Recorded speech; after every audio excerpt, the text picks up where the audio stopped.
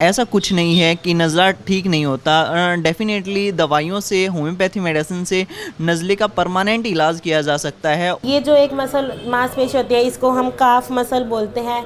अगर इस मांसपेशी में ये टाइट हो जाए, या फिर ये जो हमारी थाई के नीचे वाली जो मांसपेशी है, अगर इसमें भी टाइटनेस आ जाती है तो भी हमारे घुटने में दर्द होता है। नमस्कार, एक मत पोस्ट में आपका स्वागत है। मैं हूं सर्वेश कुकरा। मेरे साथ डॉक्टर एस फोगाट हैं, हिसार में मदर हॉस्पिटल नगोरी गेट के अंदर और गीता पटवारी के ठीक सामने। आज खास विषय पे बात करेंगे। सर्दियां शुरू हो गई हैं दरअसल, और इन सर्दियों में नज़ला एक आम बात हो जाती है, आम परेशानी, आप बीमारी कह सकते हैं।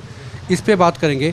एलर्जी, नज़ला ये किस तरह से होती हैं, क्यों होती हैं, कैसे बच सकते हैं, अगर हो भी जाए तो फिर होम्योपैथी में इलाज क्या है। डॉक्टर साहब, आज नज़ले में बात करेंगे। सर्दियाँ शुरू हो रही हैं सर, बहुत लोग परेशानियों में आ जाते हैं कि बार बार छींकें आना, जुकाम होना, ये क्यों होता है, इससे बच कैसे सकते हैं? देखिए, अगर हम नज़ले के बारे में बात करें तो नज़ला का मुख्य कारण क्या होता है, जो हमारी नाक के अंदर जो हमारी म्यूकस मेम्ब्रेन है वो कुछ पार्टिकल्स के प्रति सेंसिटिव हो जाना, जो एलर्जन बोलते हैं जिसे हम, वो कुछ भी हो सकते हैं। वो डस्ट पार्टिकल भी हो सकते हैं। किचन में जो हम मसाले होते हैं उनके प्रति भी वो सेंसिटिव हो सकती है। इसके अलावा पोल्यूशन के प्रति भी सेंसिटिव हो सकती है। डस्ट पार्टिकल के लिए भी सेंसिटिव हो सकती है। जो पेड़ से जो पोलन ग्रेन्स आते हैं उनके प्रति भी सेंसिटिव हो सकती है। डिओड्रेंट्स हैं जितने भी, उनके प्रति भी सेंसिटिव हो सकती है। जब भी हम उन चीज़ के टच में आते हैं तो जिसकी वजह से हमारी नाक के अंदर हिस्टामिन बनने स्टार्ट हो जाते हैं, जिससे नाक के अंदर पानी का आना या सिर में चक्कर आना, हमारे ये वाले साइनस ब्लॉक हो जाना, आँखों से डिस्चार्ज होना, पानी निकलना, एक्री डिस्चार्ज होना, साथ साथ पेशेंट को सुबह सुबह बार बार छींके आना, ये सारे नज़ले के ही लक्षण हैं। इनका फिर कैसे इलाज कैसे हो? होम्योपैथी में कोई ऐसा कोई इलाज है जिससे ये हो ना, बार बार परमानेंट ठीक हो जाए? हाँ जी, होम्योपैथी के अंदर इस चीज़ का पहले बात हम बात करें तो इसके अंदर काफ़ी पेशेंट हैं वो लॉन्ग टाइम से मेडिसिन लेते रहते हैं, लेकिन वो जितनी भी एंटी हिस्टामिन मेडिसिन होती हैं वो मेडिसिन पेशेंट पूरी लाइफ तक खाते रहते हैं, लेकिन उससे उनकी नज़ले की समस्या है वो चीज़ें ठीक नहीं हो पाती हैं, जिससे पेशेंट को आगे चल, पहले पेशेंट उसकी कम डोज लेता है, जैसे जैसे पेशेंट टाइम पीरियड बढ़ता जाता है पेशेंट उसकी डोजेज़ इंक्रीज़ करता जाता है, लेकिन पेशेंट को उस बीमारी से निजात नहीं मिलती है। अगर होम्योपैथी में बात करें तो होम्योपैथी जो मेडिसिन दी जाती हैं वो बॉडी के अंदर जो हिस्टामिन बनती है किसी भी पार्टिकल के प्रति, तो उन चीज़ों को रोकने के तौर पे काम करती है, जिससे हमारी बॉडी उसके अगेंस्ट अपोजिट रिफ्लेक्स ना पैदा करे। जैसे हम डस्ट के टच में आते हैं तो के टच में आते ही हमारे बॉडी के अंदर हिस्टामिन एक्टिवेट हो जाती हैं। जब भी हम डस्ट के टच में आएंगे तो हमारी बॉडी से अपोजिट रिफ्लेक्स आना स्टार्ट हो जाएगा, जिसमें हमें छींकें आना स्टार्ट हो जाती हैं, नाक से पानी आना स्टार्ट हो जाता है। ये सारी कंडीशन नज़ले के ही अंदर हैं। जो हम होम्योपैथी मेडिसिन दी जाती हैं उनके अंदर वो हिस्टामिन बनती है, उनको रोकने का प्रोसेस है वो किया जाता है, ताकि बॉडी के अंदर वो हिस्टामिन ना बने उस पर्टिकुलर पार्टिकल के लिए। आगे चल के पेशेंट को थोड़ी सी मेडिसिन 1 to 2 मंथ का जर्नली कोर्स रहता है नज़ले का, उसके बाद पेशेंट कि वो चीज़ें एक तरह से परमानेंट क्योर की तरफ बढ़ जाते हैं, जिसमें पेशेंट को अगर उसके टच में आता है तो पेशेंट को अपोजिट रिफ्लेक्स या हिस्टामिन का कोई अपोजिट रिस्पॉन्स नहीं आएगा, जिससे वो चीज़ें परमानेंट ठीक हो जाएंगी। सब कई लोग कह देते हैं भी नज़ला पुराना हो गया तो पुराना नज़ला है, ठीक होगा ही नहीं, तो ये भ्रांति है या ठीक हो जाता है? नहीं, ऐसा कुछ नहीं है कि नज़ला ठीक नहीं होता। डेफ़िनेटली दवाइयों से, होम्योपैथी मेडिसिन से नज़ले का परमानेंट इलाज किया जा सकता है और पैथी के कंपैरिजन में, क्योंकि होम्योपैथी मेडिसिन है वो सिम्टोमेटिकली पेशेंट पे क्या सिम्टम आ रहे हैं उसके बिहाफ पे मेडिसिन दी जाती है, ना कि पर्टिकुलर हिस्टामिन के लिए मेडिसिन दी जा रही है या एंटी इन्फ्लामेटरी मेडिसिन दी जाती हैं। इस टाइप से कोई मेडिसिन नहीं दी जाती है। जैसे जैसे पेशेंट अगर इन नज़ले के बारे में अगर ट्रीटमेंट नहीं लेता है और पेशेंट लॉन्ग टाइम तक एंटी हिस्टामिन मेडिसिन खाता है तो आगे चल के पेशेंट के जो बॉडी है उसमें अस्थमेटिक कंडीशन भी आनी स्टार्ट हो जाती है। पहले जो नज़ला होता है वो नाक के अंदर होता है, धीरे धीरे वो हमारे लंग्स को डैमेज करते करते हमारे जो अंदर जो हमारी म्यूकस मेम्ब्रेन है उसमें सूजन आनी स्टार्ट हो जाती है और उसका साइज़ कम हो जाता है, जिसके बाद पेशेंट की अस्थमेटिक कंडीशन आ जाती है। पेशेंट लेता तो एंटी इन्फ्लेमेटरी मेडिसिन है नज़ले से निजात पाने के लिए, लेकिन आगे चल के पेशेंट की अस्थमे वाली कंडीशन और आ जाती है, जिसमें पेशेंट को इनहेलर तक लेना पड़ जाता है। कुल मिला के नज़ले को आपका कहना है कि गंभीरता से लेना चाहिए, लाइटली ना लें ताकि आगे दिक्कत ना हो। आगे दिक्कत ना हो, क्योंकि मेनली क्या दिक्कत रहती है कि बॉडी के अंदर जो सूजन आने स्टार्ट हो जाता है, जिसमें ऑब्स्ट्रक्शन आना, वो चाहे हमारी नाक के अंदर लगा लीजिए या हमारे लंग्स के अंदर मान लीजिए, नज़ले के अंदर मेन ही ये है कि बॉडी का रिस्पॉन्स की वजह से, अपोजिट रिस्पॉन्स की वजह से पेशेंट को सांस लेने की तकलीफ़ आनी स्टार्ट हो जाती है। ये सारा कुछ नज़ले के ही लक्षण हैं। कुल मिला के एलर्जी हो या फिर नज़ला, इसको दोनों ही चीज़ों को सीरियसली लेना चाहिए। और किसी को दिक्कत है और ये वहम दिमाग से निकाल दे कि पुराना नज़ला है, ठीक नहीं होगा, ऐसे चलता रहेगा। इलाज है होम्योपैथी में, डॉक्टर साहब जैसे बताया, इनसे आप संपर्क कर सकते हैं। नीचे कमेंट में भी आप अपनी बात कर सकते हैं। अपॉइंटमेंट लेके कभी भी डॉक्टर एस फोगाट से आप मुलाकात कर सकते हैं। नगोरी गेट के अंदर हिसार में मदर हॉस्पिटल है, यहाँ इनकी सेवाएँ हैं। आपके कमेंट आप ज़रूर लिखें और आप देखते हैं एक मिनट पोस्ट। आज मैं आपको घुटने के दर्द के बारे में बताऊंगी।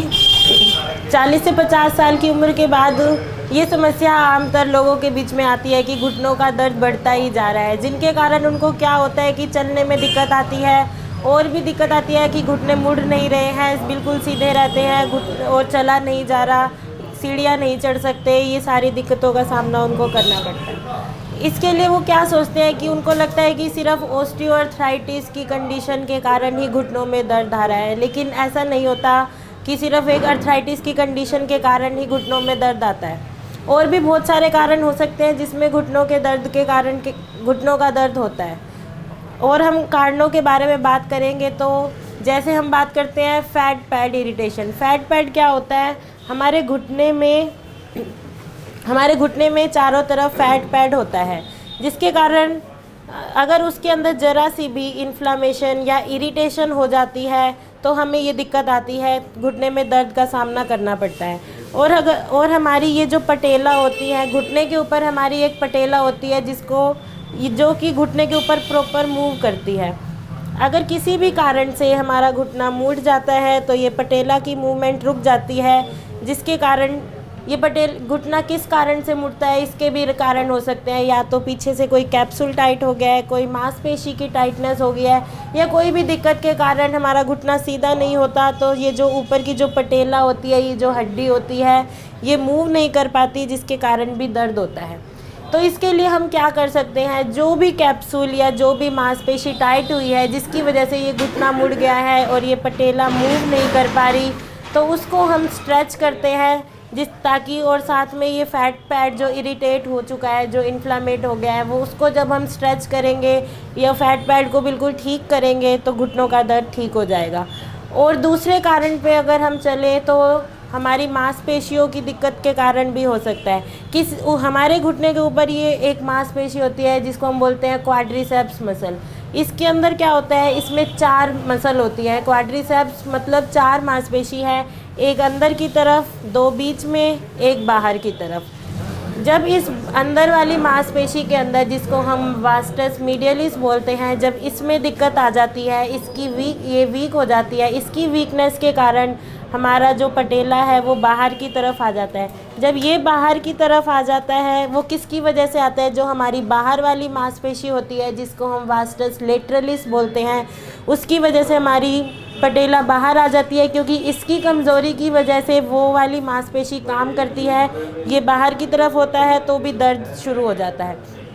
तो उसके लिए हम क्या कर सकते हैं? जब इसकी वीकनेस हो गई, अब ये बाहर की तरफ हो गई, तो अब हमें इसकी स्ट्रेंथ की ज़रूरत पड़ती है।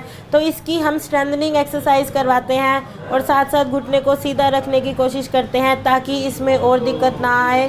और जैसे जैसे वास्टस मीडियलिस की मांसपेशी के अंदर स्ट्रेंथ आती है, वैसे वैसे पेन रिड्यूस हो जाता है।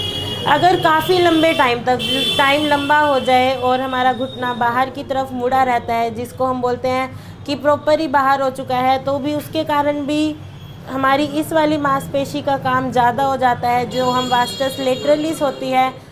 तो इसमें क्या हो जाता है? इस कंडीशन को हम बोलते हैं positional fault of patella. Positional fault मतलब हमने अपने घुटने के दर्द से बचने के लिए जो अंदर की तरफ था, हमने उसको बाहर की तरफ मूव कर दिया। उस टाइम तो हमें ऐसे लगता है कि दर्द चला गया, लेकिन बाद में ये दर्द हमें होता है। तो धीरे धीरे हम उसकी पोजीशन ठीक करते हैं, उसकी स्ट्रेंथ करवाते हैं, और जो मांसपेशी में और जो दिक्कत आ रही है उसको ठीक करके हम घुटनों का दर्द ठीक करते हैं। और हम बात करें तो इसमें क्या दिक्कत हो सकती है, हम देखते हैं कि 30 से 40 की उम्र वाले बंदे हो गए या 50 से 60 वाले हो गए, घुटनों में दर्द होता है तो वो घुटने के नीचे तकिया लगा के सोते हैं, तो जिसके कारण से हमारा घुटना मुड़ना शुरू हो जाता है। उस टाइम तो हमें ऐसे लगता है कि आराम आ गया, घुटने के नीचे तकिया लगाने के कारण भी दर्द शुरू हो जाता है। शुरू में तो ऐसे लगता है कि ठीक है, आराम है, लेकिन धीरे धीरे हमारी मांसपेशियां खींचने लगती हैं, उनमें वो टाइट हो जाती हैं, कैप्सूल टाइट हो जाते हैं, जिसके कारण से ये दर्द बढ़ता है। तो सबसे पहली चीज़ हमें ये नहीं सोचना चाहिए कि हमें दर्द हो रहा है तो हम घुटने के नीचे तकिया लगा के सोएं। और दिक्कत क्या हो सकती है, अभी हमने बात करी कि सिर्फ मांसपेशियों में कमज़ोरी की वजह से ये दिक्कत आ रही है, साथ साथ हम बात कर सकते हैं तो मांसपेशियों की टाइटनेस की वजह से भी दिक्कत आ सकती है। अगर हमारी ये जो एक मांसपेशी होती है, इसको हम काफ मसल बोलते हैं, अगर इस मांसपेशी में ये टाइट हो जाए या फिर ये जो हमारी थाई के नीचे वाली जो मांसपेशी है, अगर इसमें भी टाइटनेस आ जाती है तो भी हमारे घुटने में दर्द होता है। साथ में एक और मांसपेशी होती है यहाँ पे, टेंसर फेशिया लाटा बोलते हैं, जिसको हम ऊपर की मांसपेशी जिसको हम बोलते हैं हैमस्ट्रिंग मसल, नीचे वाली को काफ मसल, और साइड में जो टेंसर फेशिया लाटा है, अगर इसमें टाइटनेस हो जाती है, ये बहुत ज़्यादा खिंचाव हो जाता है तो भी हमारे घुटने में दर्द होता है। और क्या कारण हो सकते हैं, कोई भी फ्रैक्चर हो गया या कोई भी खेलते खेलते या दौड़ते हुए जो स्पोर्ट्स पर्सन्स हैं उनको दिक्कत हो सकती है, वो गिर गए, अंदर के लिगामेंट्स होते हैं हमारे घुटने के अंदर, बहुत सारे लिगामेंट होते हैं, किसी में भी चाहे एंटीरियर लिगामेंट हो गया, एंटीरियर कोलेटरल हो गया, पोस्टीरियर हो गया, मीडियल साइड का जिस भी लिगामेंट में, या कोई भी मेनिस्कस की इंजरी हो गई तो उसकी वजह से भी घुटने में दर्द आता है। ऑस्टियोआर्थराइटिस भी एक कारण है घुटने के दर्द का, जिसमें हम कह देते हैं कि घुटने में गैप आ गया। लोग कहते हैं हमने एक्सरे करवाया है, डॉक्टर ने हमें बोला है कि घुटने में गैप आता जा रहा है। गैप आता नहीं है जब हमारी दो हड्डियां, हमारी ये जो ऊपर की जो हड्डी है और नीचे की हड्डी, ऊपर की हड्डी जो फीमर बोलते हैं और नीचे ये जो टीबिया होती है, ये दोनों हड्डियां आपस में टकराने लग जाती है, बीच की ग्रीस ख़त्म होने लग जाती है, उस कंडीशन को हम बोलते हैं कि हाँ गैप आ रहा है, उसमें भी घुटने में दर्द होना शुरू हो जाता है। तो हम क्या कर सकते हैं, ज़रूरी नहीं कि हमेशा बस दवाई ही खानी है हर चीज़ के लिए। सिर्फ हम शुरू में सोचते हैं पेन हो रहा है तो मेडिसिन ले ली या पेन किलर्स खा ली, उस टाइम के लिए तो दर्द ठीक हो जाता है। अगर हम इसको फिज़िकली एक्टिव नहीं रखेंगे, उसकी प्रॉपर एक्सरसाइज नहीं करेंगे, या जो भी चीज़ हमें करनी है प्रॉपर गाइडेंस से करो, कोई भी एक्सरसाइज या कोई भी थेरेपी के लिए आप हमारे हॉस्पिटल में, मदर हॉस्पिटल में कंसल्ट कर सकते हैं।